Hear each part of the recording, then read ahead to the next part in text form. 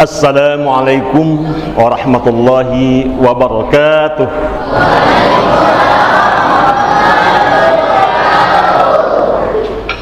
Alhamdulillah rabbil alamin. Wassalatu wassalamu ala asrafil anbiya'i wal mursalin Sayyidina Muhammadin wa ala alihi wa sahbihi ajma'in, amma ba'd.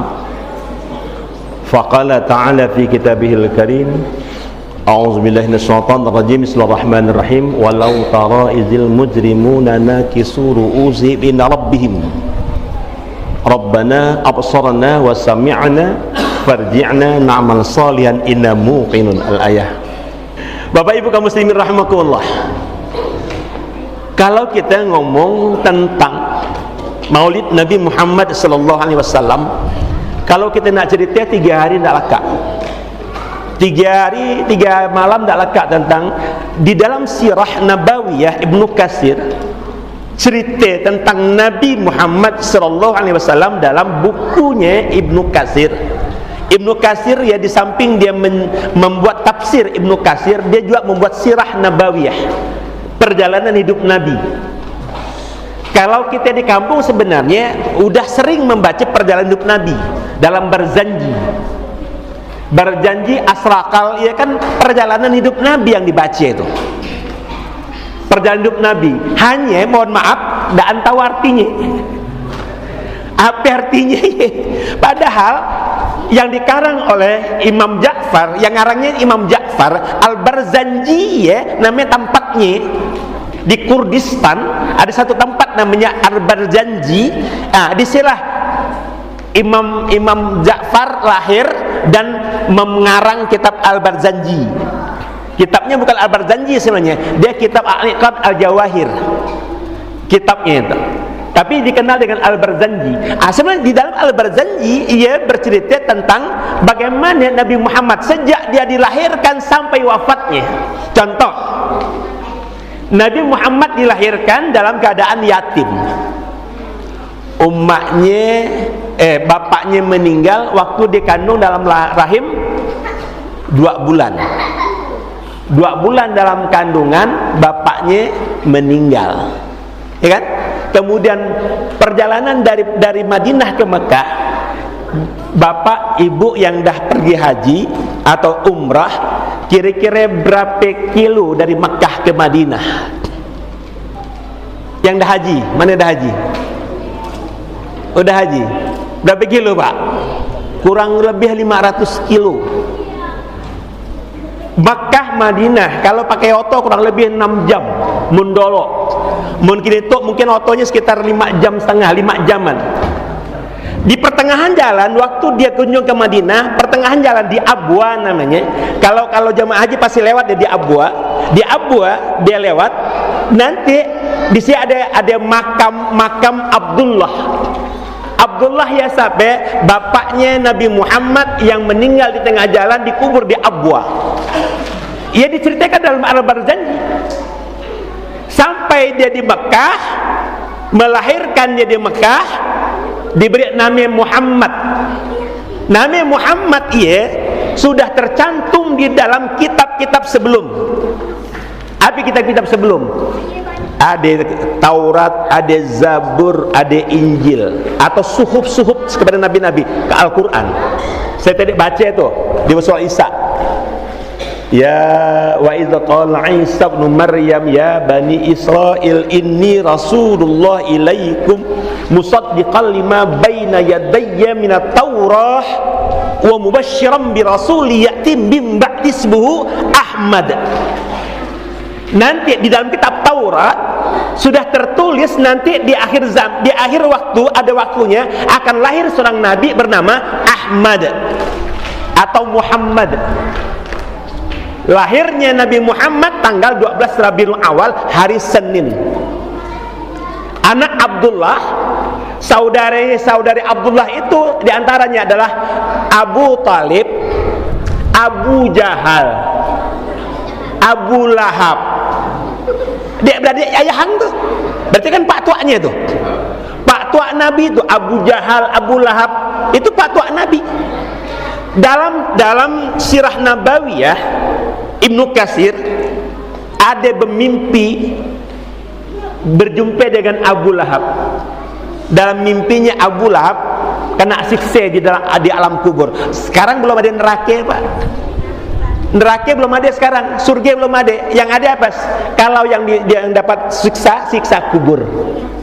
Kalau dapat rahmat kubur. Karena surga belum buka, neraka belum buka. Bila buka surga neraka? Nanti kalau dunia dah kiamat. Bila nak kiamat? Nah, siapa yang tahu? Tidak ada yang tahu. Ya kan? Dalam mimpinya Abu Lahab nunggu hari Senin. Ngapa dia nunggu hari Senin Abu Lahab? Hari Senin dia kena siksanya sikit. Kena siksanya ada banyak Abu Lahab hari Senin. Ngapa dia? Karena waktu lahir Nabi Muhammad yang paling suka juga adalah Abu Lahab. Abu Lahab sampai menyiapkan 100 ekor unta untuk disembelih, dibagikan dengan para orang miskin, karena suka punya kemanakan. Kemudian orang dia dulu kan punya hamba, budak namanya. Budaknya Suaidah atau Suaibah namanya budaknya itu, dipinjamkannya dengan Aminah, dengan Siti Aminah untuk menyusukan Muhammad. Budak ya. Karena jasanya menyusukan Nabi Muhammad budaknya, kemudian dia suka motong onte 100 ekor, Allah ringankan siksanya, dikubur setiap hari Senin. Setiap hari Senin. Jadi waktu kita belajar ya, waktu saya belajar ya, bayangkan, jangankan orang Islam yang menghormati Nabi, orang kafir Abu Lahab yang memusuhi Nabi pun masih mendapatkan syafaat Nabi. Masih mendapatkan syafaat Nabi.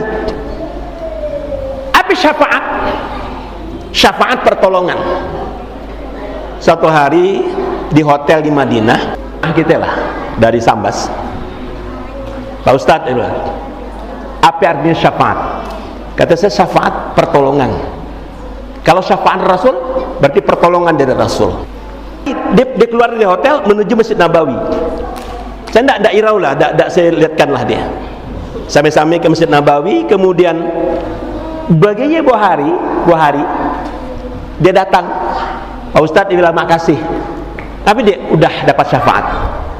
Kata saya, apa masalahnya? Tadi Pak Ustadz tidak lihat saya ke? Kata, ngapain saya tidak lihat? Tiga saya telelek, gasaan tiga yang telelek. Dari bangun tidur pagi, habis sholat subuh, dua tiganya telelek. Dia dapatkan mimpi, tigamu yang telelek ya, tidak akan sembuh kecuali mendapatkan syafaat Rasul. Saya tanya, ngapain tigamu yang telelek? Nang sampai telelek ngapain? Dia bilang, saya salah. Apa salahmu? Saya niatnya salah. Niat salah, Pak. Apa niatnya salah? Dia pergi haji bawa sajadah 3 gigi. Bawa sajadah 3 gigi. Untuk apa? Nanti sampai di Makkah, tawafkan sajadah ya. Laka ditawafkan, dicalupkan ke dalam air Zam-Zam. Katanya, mun sajadah ditawafkan, dicalupkan dalam air Zam-Zam, maka sajadah ia akan memiliki kekuatan. Kekuatannya jin takut, setan takut. Anaknya 3 laki-laki, kalau nak diberikannya sigit-sigit dengan anak laki-laki. Sampai belum sampai ke Mekah kan? Belum sampai ke Mekah, baru sampai di Madinah ngambil arba'in, udah Allah tegur dia, Allah pilas 3 yang telelek. Salah niat. Jadi Bapak Ibu kaum muslimin rahimakumullah, hati-hati. Ada orang zaman batu, dulu zaman batu laku, zaman batu cincin laku. Ada orang pagi haji sengaja titip cincin, batu cincin. Tulung ditawafkan, tulung disaikan, tulung dirandamkan dengan Zam-Zam. Untuk apa? Biar cincinnya jadi jimat. Mun saya nanya, betul ke salah? Salah.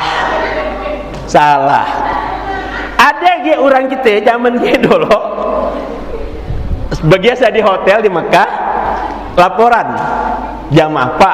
Pak Ustadz, tadi si Anu mencuri ya. Kata saya, curi apa?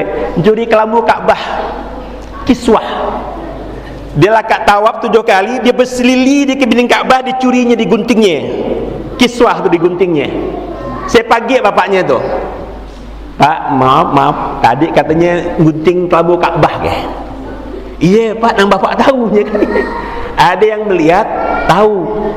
Ngape? Mun ketahuan polisi kena tahannya, tak boleh gunting kelabu Ka'bah ya. Kiswah tu tak boleh digunting, walaupun akan diganti, tapi ya kriminal namanya, tak boleh digunting.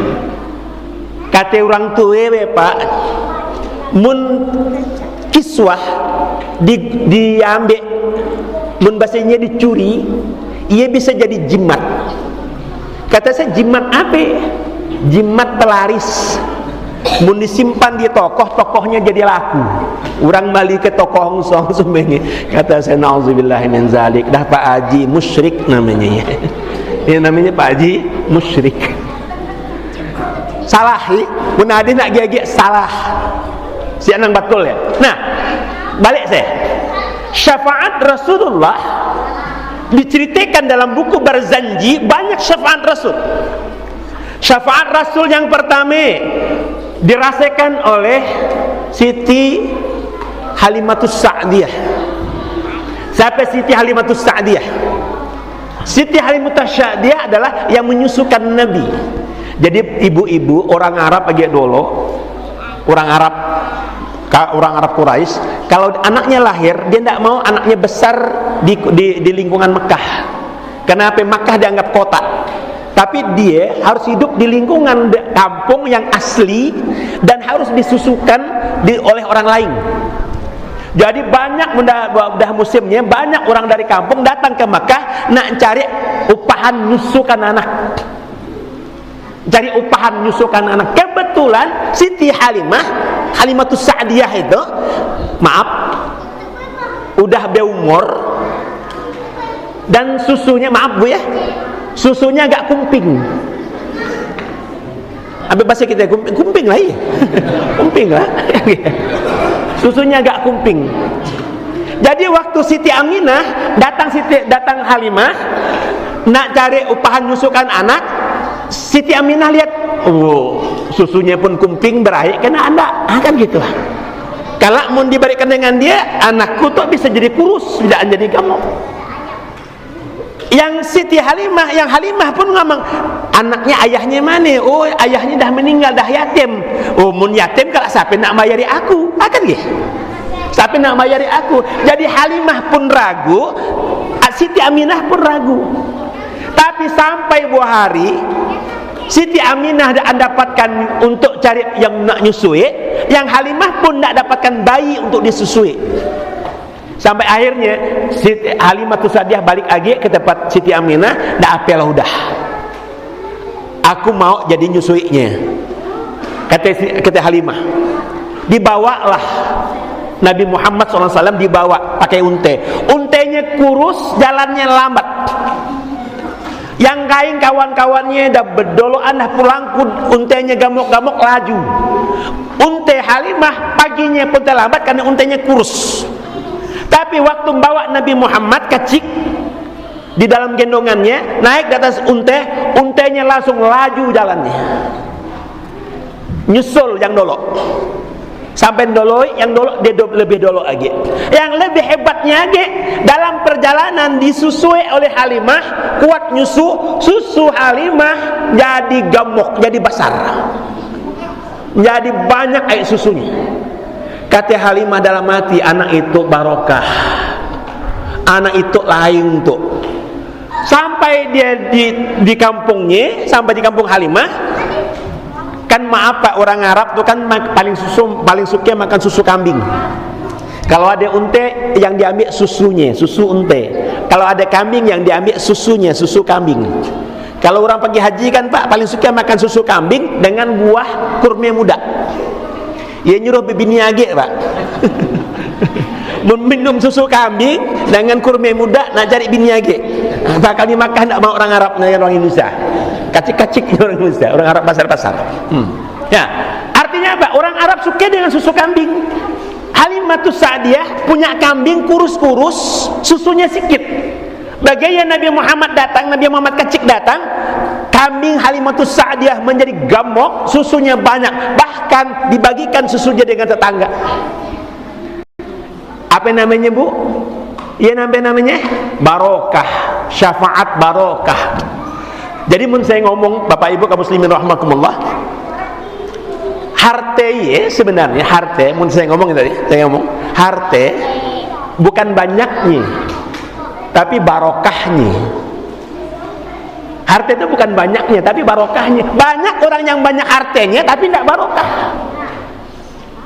Rumah besar, oto bagus, di bank tabungan banyak. Tanya udah umroh ke belum? Belum. Ngapain yang belum? Belum ada sarupnya. Kan? Jawabannya belum ada sarupnya. Saya nanya belum ada sarupnya ke belum mau? Nah kan gini, belum ada sarupnya ke belum mau? Belum mau. Ngapain yang tidak mau? Takut kalau mundah umrah, udah haji, takut nanti mundi masjid orang suruh jadi imam, orang suruh baca doa, orang suruh jadi khotib. Camane nak jadi imam, Al-Fatihah pun masih lintang pungkang.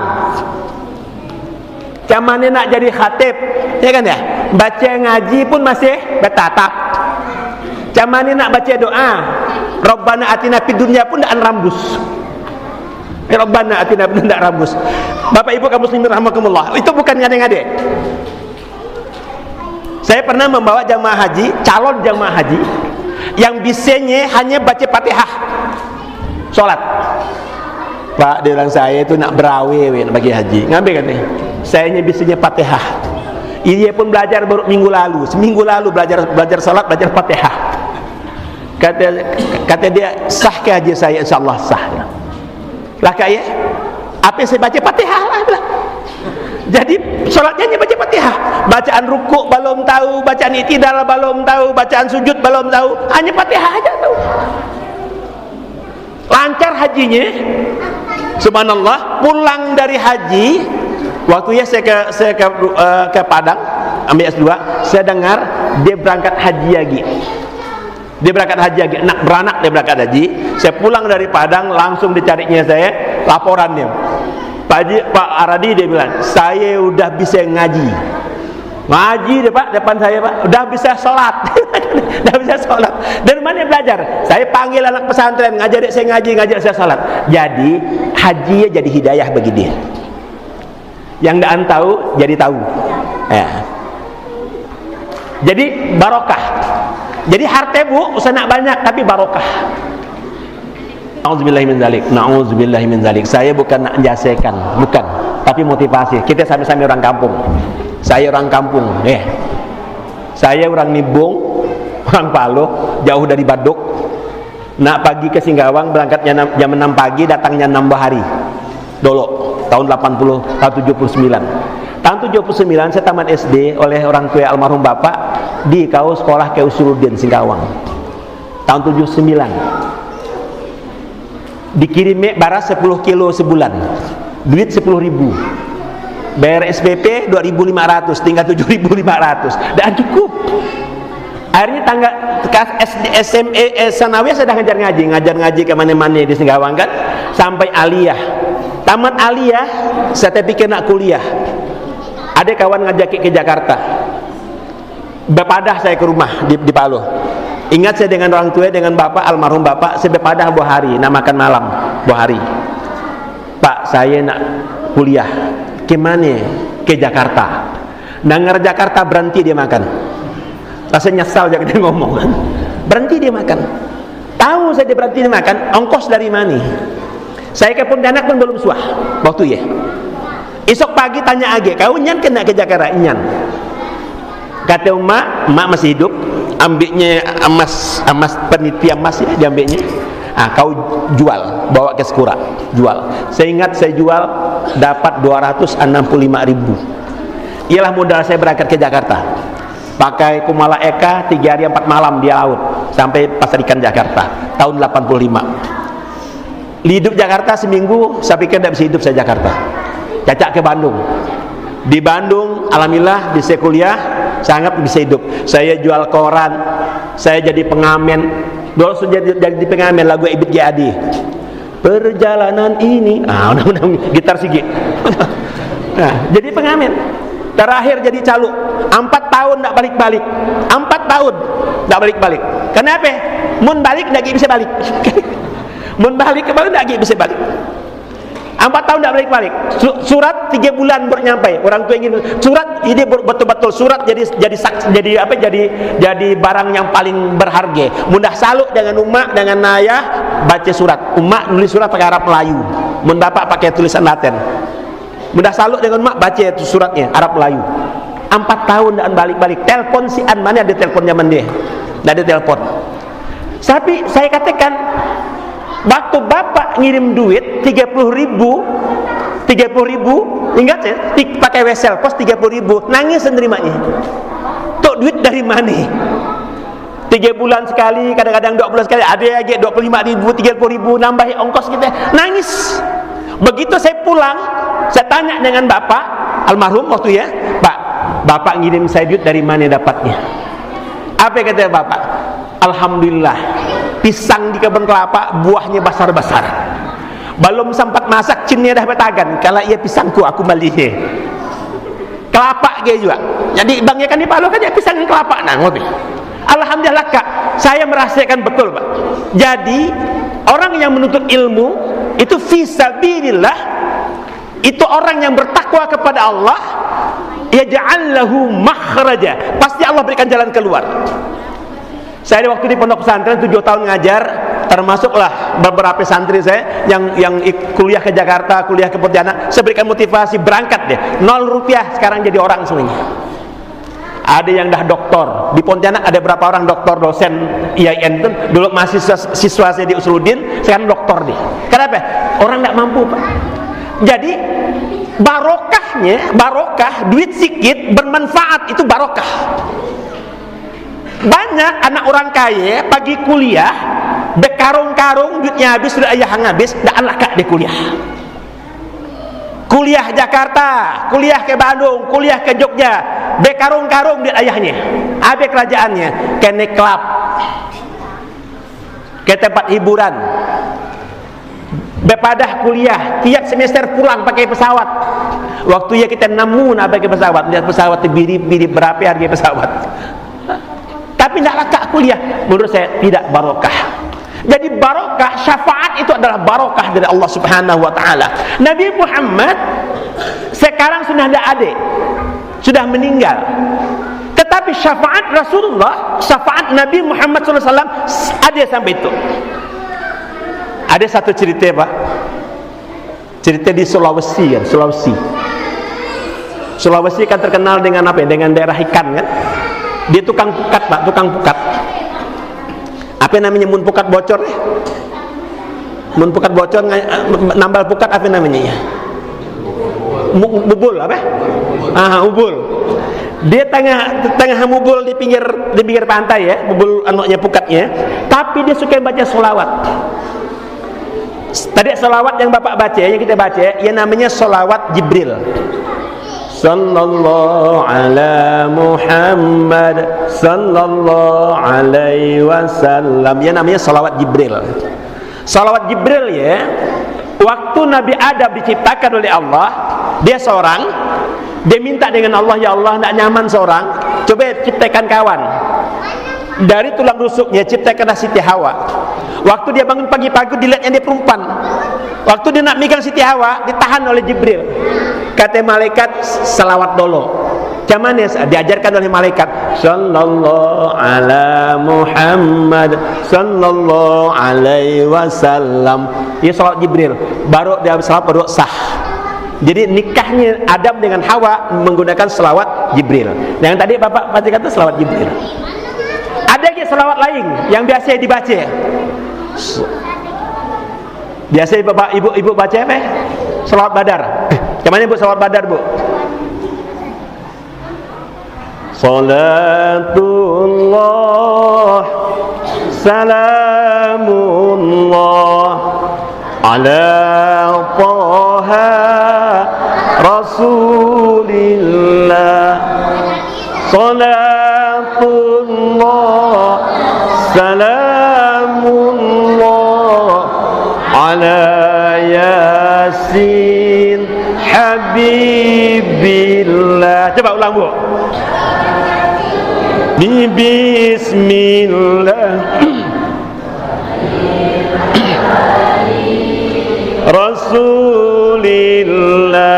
Terus limujahidilillah bi ahlil badri ya Allah. Salawat apa namanya? Salawat Badar. Salawat Badar diciptakan oleh Kiai Haji Ali Mansur di Banyuwangi.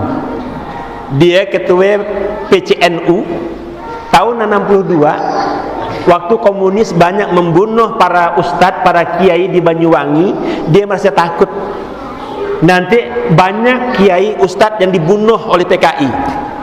Satu malam dia coret-coret kertas, tertulislah salawat Badar. Esok paginya dibawanya ke rumah seorang habib. Ternyata masyarakat dah berkumpul. Kemudian semua serentak dengan salawat Badar. Subhanallah. PKI 65 kalah. Makanya Pak, salawat Badar pun bagus. Salawat apa lagi yang biasa dibaca? Salawat nariyah. Ya, salawat nariyah. Allahumma sholli sholatan kamilatan salaman. Berapa kali itu bacanya itu? Imam Nariyah baca salawat itu berapa kali? 4.444 kali sehari.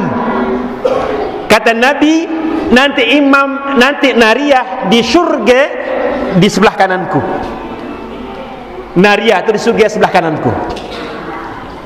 Si orang tadi, orang Bugis tuh, dia mubul pukat sambil salawat Badar, sambil salawat. Tapi salah, bukan soli dia, tapi solla. Bukan soli tapi solla. Salah kan? Ya. Kedengaran pas ada kapal besanggai, ada kapal besandar, didengarnya orangnya selawat. Ternyata dia ustad. Pak, salah, bukan solla, soli. Apa? Soli. Oh iya. Kan ya, soli. Sambil ngayam buka lagi. Kelamaan lupa lagi, Pak, solla lagi. Lagu dia soli ke solla. Soli ke solla. Yang kapal dah berangkat dah. Dikajarkannya pakai apa sampangnya tuh. Berapalah lajunya bekayuh melawannya mesin.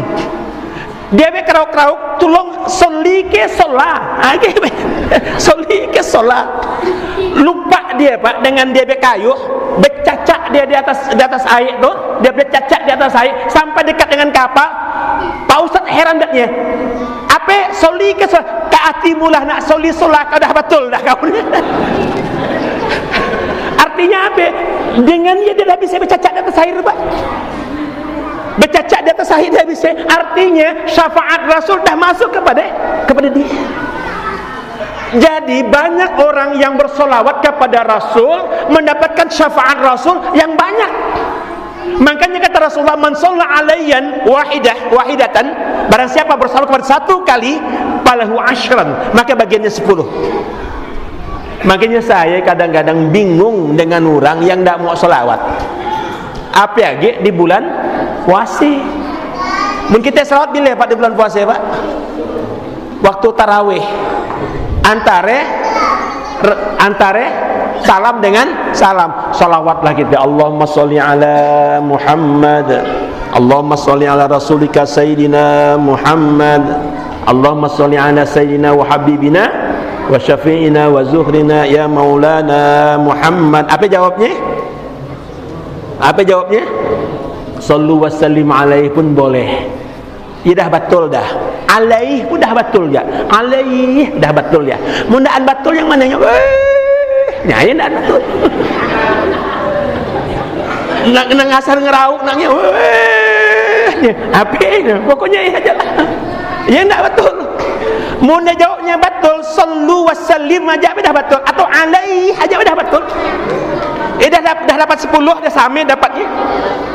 Makanya Pak, orang yang berselawat akan mendapatkan syafaat. Orang yang mendapatkan syafaat akan mendapatkan pertolongan dari Rasulullah sallallahu alaihi wasallam.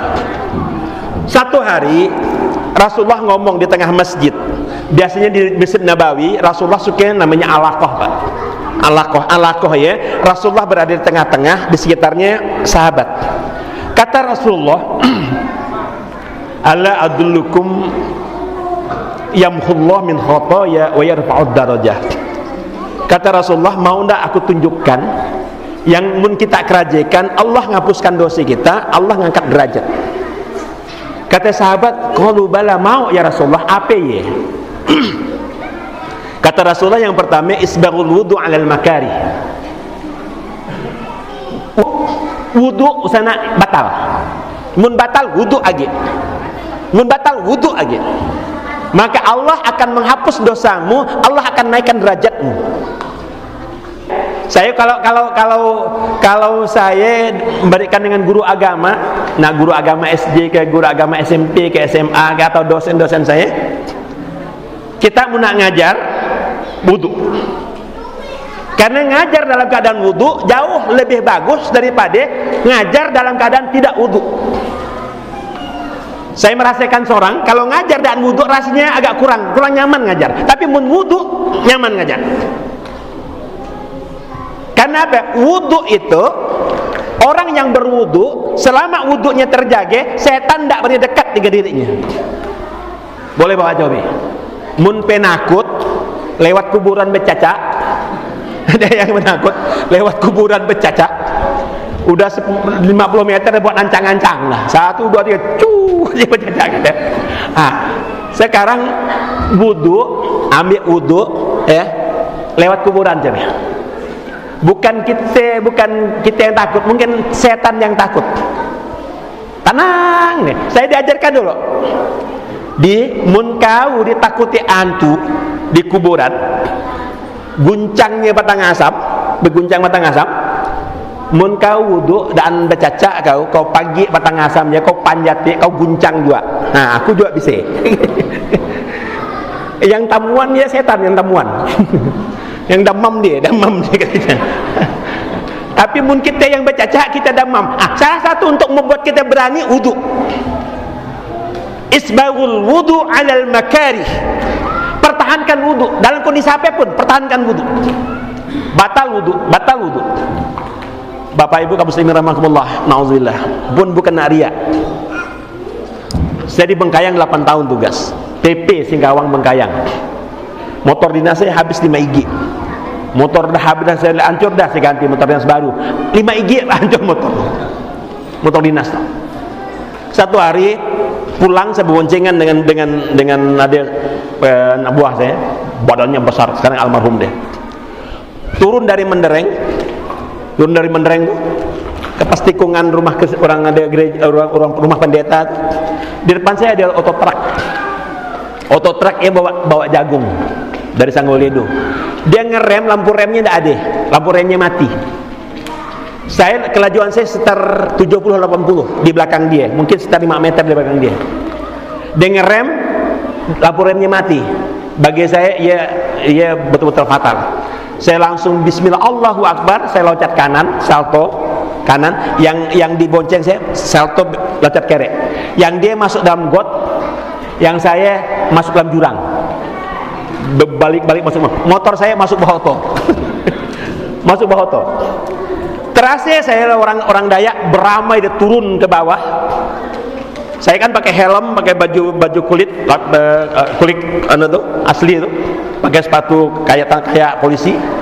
Diangkatnya saya, simpannya di depan rumahnya, bukanya helm saya, lihatnya masih hidup, gitu kan? Kedengaran saya masih hidup. Saya tidak ada apa-apa, cuma saya pusing ya. Masih hidup. Dudukannya saya sadar. Baliknya aqua saya minum. Saya periksa kaki saya tidak ada yang. Alhamdulillah. Celananya pun tidak koyak. Sampai orang Dayak ngomong, ilmu apa Bapak? Ilmu apa Bapak? Subhanallah, bilang saya tidak ada ilmu apa-apa. Kami orang Islam, kami jaga wudu. Kami nak pakai motor, nak pakai oto, bismillah, baca doa. Iyalah ilmunya. Mudah-mudahan iya barokahnya dalam hati saya. Ya Allah, makasih.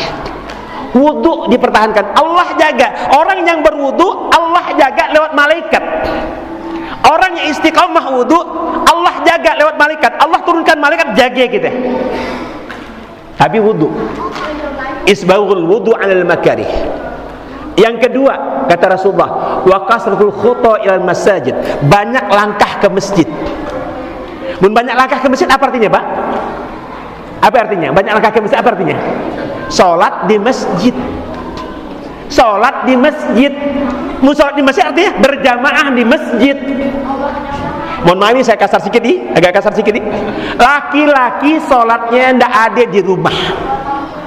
Laki-laki sholatnya di masjid, berjamaah di masjid. Umi Maktum buta. Umi Maktum orangnya buta. Datang kepada Rasulullah, ya Rasulullah, saya buta. Mun siang, ndak apalah, masih bisa bertatap sampai ke masjid. Tapi mun malam, saya ndak mampu ke masjid ndak bertatap. Kata Rasulullah, kasihan yuai. Tapi kata Rasulullah, masih kedengaran ke sore azan. Masih ya Rasul. Kau ikut sore azan. Usah nak sampingkan dengan itu, Pak. Zaman gek mari si an mek. Orang gek mari azan pakai corong. Makanya masjid pasti ada menara. Naik di atas menara pakai corong, ya kan? Makanya ayat ala sholah ke kanan, ayat ala sholah ke kere. Artinya kere kanan kena. Ayat ala falah kanan lagi, ayat ala falah kere lagi. Kan ini pakai corong, naik di atas anu Bilal naik di atas menara. Kini tuh mic-nya dah 4 penjuru. Jadi tidak perlu nak azan situ nak ke kanan, nak ke kiri, enggak saya ngerti. Mun boleh, mun mic-nya si apanya? Si G nun di atas nun, apa namanya? Atau hanya si G, seorang pegang di atas nun. Ayalah sholah, gitu kan? Ayalah falah, gitu kan? Baru kedengaran semua. Mun dia ada anaci dari Sungai Pengkalan sampai ke Sungai Raya, kedengaran azan. Iya artinya yang kedengaran azan pakai corong. Kau kedengaran suara azan, kedengaran. Ikuti suara azan ke masjid. Subuh, satu hari subuh, Ibu Maktum jalan pakai tungkat karena galap subuh. Kakinya tersandung lubang. Terserampah, tungkatnya jauh. Lecet pelatutnya, terserampah. Tiba-tiba datang dia kecik. Neki, saya tolong. Yuk, neki tungkatnya. Dah neki saya antarkan ke Masjid Nabawi. Diantarkannya, dia kecik tuh ngantarkannya. Sampai di masjid, dia kecik ya pulang lagi. Esok subuh dia lagi. Hampir tiap subuh dia. Kata Umi Maktum, nang baiknya kau anak sape. Kan dia? Kau anak sape. Apa kata anak dia kecik tuh? Kan dia masih jujur, dia kecil gitu, masih polos. Saya anak setan. Kan betul, Pak. Dalam sejarah Umi Maktum pergi ke masjid diantar anak setan. Anak setan yang antar ke masjid. Bingung Umi Maktum. Kau betul anak setan? Iya, saya anak setan. Siapa yang nyuruhmu? Ayah. Kau tanyakan dengan ayahmu, ngapain dia nyuruh kau ngantarkan aku ke masjid? Padahal setan paling banci dengan orang ke masjid. Becacak dia bagi ayah, tanya datang lagi. Kata ayah, kata ayah, waktu datuk dulu terserampah, dosa datuk dah diampunkan oleh Allah. Dosa masa lalunya dah diampunkan oleh Allah. Jadi ngapain kau tolong? Ayah takut datuk terserampah lagi. Mau terserampah lagi macam mana? Dosa datuk yang akan datang pun diampunkan oleh Allah. Celaka setan. Dia takut datuknya terserampah lagi. Makanya ditolongnya lah biar dia terserampah lagi. Kata Umi Maktum, menggaya usah kau tolongin aku lagi. Subuh berikutnya usah biar aku terserampah lagi. Ya, wa kasratul khuta ilal masajid, kata Rasulullah, orang yang berbanyak langkahnya ke masjid, Allah akan ampunkan dosanya, Allah angkat derajatnya. Karena apa? Orang yang dengan langkahnya ke masjid, satu langkah Allah beri satu pahala, Allah kurangi satu dosa, Allah angkat satu derajat. Satu langkah. Makanya kata Rasulullah, yang paling bagus adalah rumahnya yang jauh dari masjid. So nak dengar cerita Sya'ban atau Sya'ban, sahabat Rasulullah. Sya'ban atau Syu'ban ya, dia dari Masjid Nabawi mun subuh tetap dah ada di pojok Masjid Nabawi. Rasulullah tahu Syu'ban. Suatu hari dia kan zuhur, asar, maghrib, isya, subuh berjamaah atau Syu'bannya. Satu hari subuh Syu'ban sian. Habis salat Rasulullah, mohon maaf, mun ditanya Rasulullah wirid ke, saya lebih cenderung mengatakan Rasulullah wirid. Karena apa? Karena Rasulullah SAW suah ditanya oleh sahabat, ya Rasulullah, kami merasa dangki. Dangki apa kata Rasulullah? Dangki dengan orang kaya. Ngapain nang dangki? Orang kaya mau nak sedekah gampang, duitnya ada, sedekah dapat pahala. Kami orang sontok nak sedekah pakai apa? Duit kami sian. Kata Rasulullah, sedekah mau aku tunjukkan sedekahnya sama dengan sedekah orang kaya, tapi tidak pakai duit. Kata dia, mau apa ya Rasulullah? Rakaat salat, baca istighfar, astaghfirullahaladzim alladzi la ilaha illa huwal hayyul qayyum wa atubu ilaih. Baca Allahumma antas salam wa minkas salam. Baca subhanallah 33, alhamdulillah 33, Allahu akbar 33. Ditutup dengan la ilaha illallah wahdahu la syarikalah, lahul mulku wal hamdu yuhyi wa yumiitu wa ala kulli syai'in qadir. Kata Rasulullah, pahalanya sama dengan orang kaya yang sedekah. Mun Rasulullah ngajarkan dia, masa dia tidak melakukan?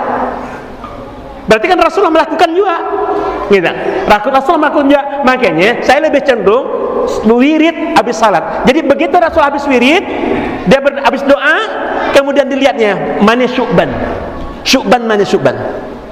Sahabat tidak tahu ya Rasulullah, siapa yang tahu rumahnya? Saya tahu ya Rasulullah, kata ada seorang sahabat. Pagilah bagi ke rumah Syu'ban. Gasaang Pak, lebih dari 2 kilo. Situ kemana 2 kilo Pak? Hah? Pangkalan pasir. Lebih dari 2 kilo Pak. Nabi sampai Angas berjalan, dah sampai ke balum sikit lagi ya Rasulullah. Lebih 2 kilo rumah yang baru sampai. Ayo ya Rasulullah, rumahnya. Bagian yang masuk ke dalam rumahnya, bini Syu'ban keluar dari pintu. Ya Rasulullah, untunglah Rasulullah datang dengan sahabat. Kenapa dia? Syu'ban tadi sholat subuh, dia langsung sakit, tidak bisa ke masjid, sholat di rumah, rakaat sholat langsung meninggal. Saya bingung siapa nak mandikannya, siapa nak nyulatkannya, siapa nak nguburkannya. Untunglah Rasulullah datang. Jadi Rasulullah mandikan, kafankan, sholatkan, kuburkan.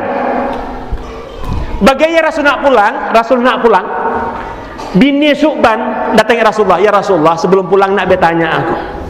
Bertanya apa kata Rasulullah? Sebelum Syu'ban meninggal, dia 3 kali ngaduh. Aduh, katanya. 3 kali ngaduh. Rasulullah diam bentar. Allah memberikan isyarat dengan Rasulullah. 3 kali ngaduh ya gasaang we. Bukan siksa Pak. Orang meninggal dunia, Bapak Ibu kaum muslimin rahimakumullah, mungkin dah menyaksikan orang meninggal kan ya. Menyaksikan ada orang meninggal yang terkajang-kajang ya deh. Ada yang lidahnya terjalir, matanya terbelalak. Karena memang orang yang mau meninggal atau kan malaikat Israel datang. Kalau dengan orang yang beriman, orang yang amalnya bagus, lebih banyak daripada dosanya, talan-talan mencabutnya. Tapi mun amalnya sikit, dosanya yang banyak, pakai apa mencabutnya? Pakai rintak. Bukan kan? Rintak. Pak, makanya tercinap kan? Pakai rintak. Nah, Syu'ban ya, meninggalnya bagus, tapi sebelum meninggal dia aduhnya 3 kali. Kata Rasulullah, aduh yang pertama ya, dia ngape? Ya Allah, aduh ngape? Dan dah lebih jauh lagi rumahku dari masjid lagi we. Ngape nang dah lebih jauh lagi rumahku dari masjid? Mun lebih jauh kan lebih banyak pahala. Tegasaan waktu dia nak meninggal dipertontonkan pahala dia ke masjid, langkahnya 1 langkah 1 pahala, dikurangi 1 dosa, angkat 1 derajat. Allah tontonkan, yo pahalanya yo banyak. Makanya, aduh dia bilang, ngapain nak jauh lagi? Lebih jauh lagi, kan lebih banyak pahalanya. Oh iya ke Rasulullah, mun aduh kedua, Rasulullah kata Rasul, aduh kedua ya, dia suatu subuh dia pakai baju 2 lapis karena sajuk, baju bagus di dalam, baju yang buruk di luar. Di tengah jalan dia jumpai orang yang kesajukan, dibukanya lah bajunya yang di luar yang buruk ya, dibalikkannya dengan yang kesajukannya, kasaang pahalanya basarinya. Pahalanya basarinya. Aduhnya, habis hadunya ya. Kira-kira habis hadunya ya. Ngapain nandaan yang bagus dibalikkan? Ngapain nandaan yang bagus dibalikkan? Yang buruk pun pahalanya basar, apa ya? Yang bagus. Oh, kata bininya. Aduh ketiga ya Rasul.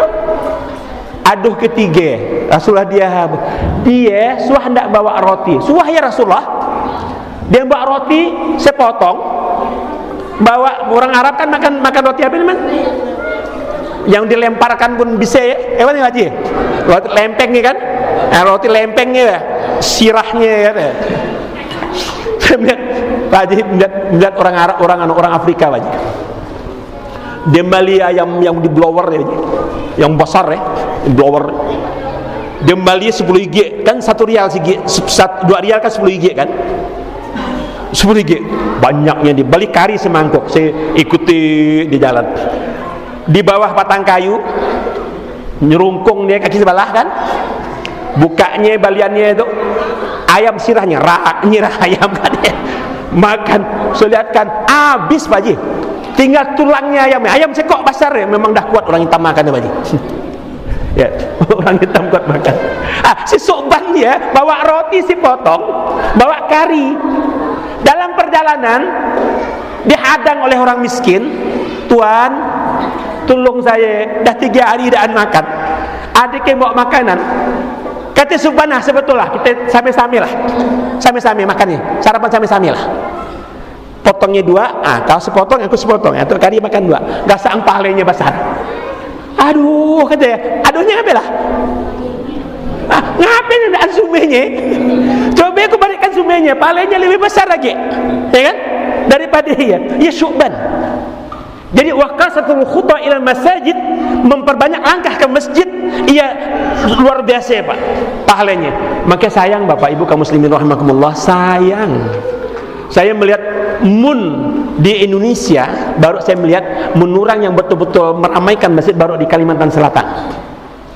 Di Banjarmasin bergaya azan, orang takkan belanja pun berhenti, takkan nimbang berhenti, tinggalkannya sih ya, kayak masjid Allah. Kalau laka sholat baru pagi lagi, dan tokohnya dah tutup. Boleh bapak ke Banjar laka azan dan langsung ditutupnya toko, buka si anang Bali Pak, si anang curi. Karena apa? Orangnya ke masjid semua. Baru saya nemukan di Banjarmasin. Di daerah lain belum saya nemukan. Nah, yang kedua. Yang ketiga, pantazir sholat ba'da sholat, menunggu waktu sholat setelah sholat. Kata Rasulullah, menunggu waktu sholat setelah sholat. Rasulullah di Madinah, mulai sholat maghrib dia jarang pulang. Dia berikan tausiah di tengah-tengah sahabat, kalau ada wahyu baru, menyampaikan wahyu atau menyampaikan pesan-pesan baru yang berbentuk kita sebut dengan hadis, sampai dengan sholat isya. Jadi sahabat tidak pulang. Apa kata Rasulullah? Apabila menunggu waktu sholat di masjid, pahalanya sama dengan sholat yang kita kerjakan. Jadi bapak waktu maghrib di masjid, nak nunggu sholat isya, nunggunya aja dah sama dengan pahala sholat isya berjamaah. Nunggunya aja. Nah, didengarkan oleh satu orang namanya Julaibib. Di dalam jamaah ya, Julaibib, nah sahabat Nabi, Julaibib ya seorang pemuda yang paling jelek mukanya, hitam lagam. Hitam masih bagus, lagam artinya hitamnyan. Sudah ke Pak melihat orang hitam lagam Pak. Rupi hijau kulitnya itu. Ya, hitam lagam, pendek. Orang Arab hidungnya mancung, dia picak. Yang lain mancung semua, dia picak. Pendek, orang langat tinggi-tinggi semua. Yang lebih sedih lagi Julaibib ya, yang lebih sedih lagi, dan tahu siapa ayahnya, dan tahu siapa umaknya. dan ndak tahu siapa kabilah mana dia, Quraisy kah dia, Hashim kah dia, orang apa kah, ndak tahu. Artinya mungkin dia anak budak dulu. Karena dia ndak ada ayah ibu, dia sontok oleh Rasulullah, disimpan di samping masjid namanya Suffah. Dulu di Masjid Nabawi ada Suffah. Ya, Julaibib tinggal di Suffah. Satu hari Rasulullah nanya, Julaibib umurmu berapa? 25 ya Rasul. Ngapain dia Rasul? Daan ke kau nak nikah? Kata Julaibib, siapa yang mau dengan aku? Ya, udah sontok, jahat, siapa yang mau? Mau ya Rasulullah, tapi siapa yang mau? Dengan aku jangan mau. Kata Rasulullah, senyum Rasulullah kan balik. Minggu depan dia Rasulullah nak nikah nak Julaibib. Jawabnya sama. Minggu depan saya, minggu ketiga Rasulullah tarik tangannya, Rasulullah pegang tangannya, Rasulullah tarik. Kemana ya Rasulullah? Ikut aku, kata Rasulullah, ikut. Ternyata Rasulullah bawa dia ke sebuah rumah besar. Ternyata ia rumah pimpinan Ansor. Ia pimpinan Ansor, orang yang paling berwibawa, paling jabatan paling tinggi, paling kaya. Baru Julaibib ingat, anaknya paling cantik. Sekota Madinah paling cantik anaknya. Anak-anak pimpinan Ansor. Assalamualaikum, kata Rasulullah. Waalaikumsalam. Sekali buka Rasulullah, bukan lagi sukanya dia. Ya Rasulullah, saya akan masuk. Rasulullah masuk duduklah Rasulullah. Julaibib pun ikut masuk duduk. Ada apa ya Rasulullah? Saya nak melamar, kata Rasulullah. Dan Rasulullah nak melamar, meloncat deh. Dikiranya Rasulullah nak melamar anaknya. Dikiranya Rasulullah nak melamar anaknya. Bukan, kata Rasul, aku nak melamarkan Julaibib untuk anakmu. Nak melihat Julaibib, merah mukanya. Itu ngine tu kan dia. Ngine, merah mukanya. Tapi nak marah nak berani depan Rasul kan? Nak marah nak berani depan Rasul. Akhirnya apa dia? Ya Rasulullah, mun dia aku nak berunding dok dengan Mak Biak. Berunding dengan Mak Biak, pergi dia ke dapur. Mak Biaknya ndak ge bisa. Begitu disampaikan Rasul nak melamarkan Julaibib, ngerauk mak. Ngerauk senyaring-nyaringnya. Kedengaran oleh anaknya di kamar. Ngapain maknya ngerauk? Didengarkannya gasaan gara-gara Julaibib. Nabi nak melamarkan Julaibib. Dia tahu Julaibib. Dia tahu karena Julaibib kerap dilihatnya di Masjid Nabawi. Keluar dia dari kamar, apa dia? Ma, ayah. Langsung dia baca ayat, wa may ya'sillah wa rasul faqad dalalan mubina. Surah Al-Ahzab ayat 36. Mun membantah perkataan Allah dan Rasul, termasuk orang yang sesat nyate. Faqad dalalan mubina. Tercangang ayahnya. Ayahnya tercangang, umatnya tercangang. Jadi kau mau ke? Mau. Kata dia, jadi kau mau. Yang paling cantik ya, mau dengan yang paling jahat. Ya, karena Rasulullah yang melamarkan. Singkat cerita, dinikahkanlah Julaibib dengan dia. Nikahkan dia. Sehari, 2 hari, seminggu, sebulan, 2 bulan, 3 bulan, sampai 6 bulan. Luar biasa Pak. Luar biasa. Allah berikan kemurahan rezeki yang luar biasa. Dan lagi jadi orang sontok, jadi orang kaya. Gampang tak bagi Allah Pak jadikan orang sontok jadi orang kaya? Gampang tak? Gampang. Innama amruhu iza arada syai'an ayyakula lahu kun fayakun. Hanya kun, bisa aja. Gali kang kan emas kan, bisa aja. Ya. Ya, nak kaya bantah kaya kan gitu. Bagi Allah gampang. 6 bulan udah kaya dah. Punya rumah Julaibib. Dan misah dengan orang tuanya. Ada perintah, kata Rasulullah, kita perang, ada peperangan.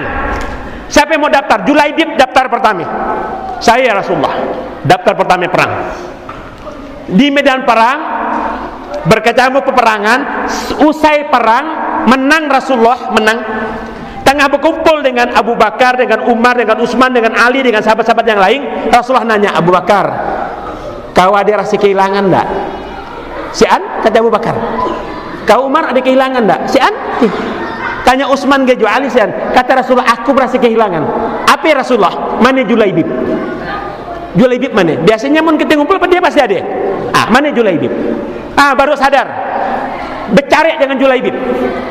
Di medan perang, Gasang Julaibib tewas. Tiganya hampir putus, tangannya hampir putus, badannya habis oleh pedang. Tapi di sekitar dia berapa puluh orang kafir yang mati oleh tangan Julaibib. Rasulullah duduk, langsung diangkat Rasulullah jenazahnya. Rasulullah bawa ke tenda, Rasulullah sholatkan. Karena kalau mati di medan perang tidak perlu dimandikan, tidak perlu dikafankan, langsung sholatkan, langsung kuburkan. Rasulullah sendiri yang masukkan ke liang lahat. Apa kata Rasulullah? Surga bidadari di surga udah ngantri nunggu Julaibib. Kenapa sampai dia? Karena ternyata Pak, kenapa sampai Rasulullah sayang dengan Julaibib? Julaibib adalah pemuda yang awalnya tidak lepas wudu, tidak lepas sholat berjamaah, dan selalu menunggu sholat waktu sholat isya dengan maghrib dengan isya, tidak pernah dia pulang.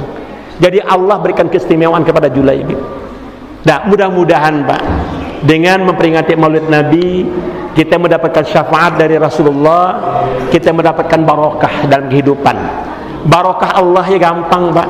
Mun yang bekabon dari saya tanya Bapak kabon sawit, mun barokah Allah dengan kabon sawit, Allah banyakkan buahnya Pak ya. Pupuknya sedikit, buahnya banyak. Tapi mundaan barokah, pupuknya banyak, buahnya sian. Tidak barokah. Tapi mun barokah, nah, pupuknya sedikit, buahnya banyak. Banyak Pak dah ngalami gitu, banyak. Nanam padi hanya 6 borong Pak, 6 borong. 6 borong hektar ya. 1 hektar 6 borong. Tapi bisa pergi haji laki bini dengan anaknya. Kata saya ngapain? Ya Allah, Pak Ustaz, padi buahnya bukan lagi, tungkangnya pun banyak. Tungkang tahu tungkang? Banyak 2 kali pun masih banyak. Buah kelapa pakai sugang, dia bilang. Dulu waktu orang yang punyanya tidak mau berbuah kelapa, sekali dia balik pakai sugang buahnya. Artinya apa? Barokah. Hah? Ayah ini barokah. Dengan barokah itulah maka bagi Allah gampang untuk mengangkat derajat kita. Nah, maka mudah-mudahan dengan mengikuti Maulid Nabi nanti atau Isra Mi'raj atau apa, barokah Allah nyampai karena kita termasuk orang-orang yang selalu berselawat kepada Nabi.